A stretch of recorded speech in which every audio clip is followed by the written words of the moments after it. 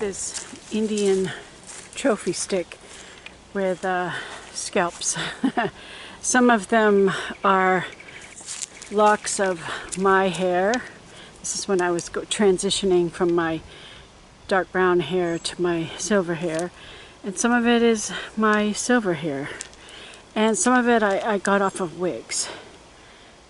Because the Indian in our vacation Bible school needs to have a stick.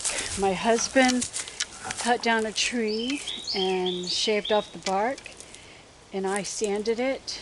And I did put grooves in here so the strings don't slide, so they'll stay attached.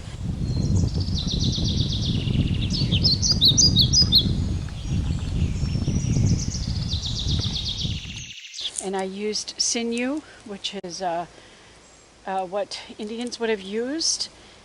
Sinew comes from the tendons of deer, that they can strip it into long strips. And I added some beads.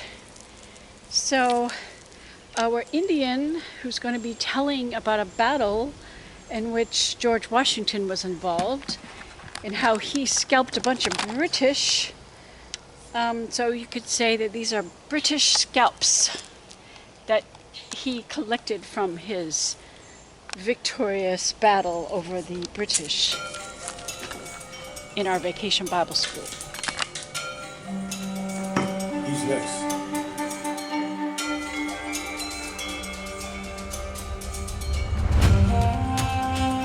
The ground soon became littered with the dead and dying. The horses, some wounded, became frantic, reared up, and then tore along the roads, dragging wagons, trampling the living and the dead. Our ranks were in utter confusion. The axemen fled while the soldiers remained, but with little defense. The forest became abandoned, strewn with bodies of the dead and dying. We emerged from our concealments with tomahawks and scalping knives. We gathered trophies of scalps from the dead and struggling wounded.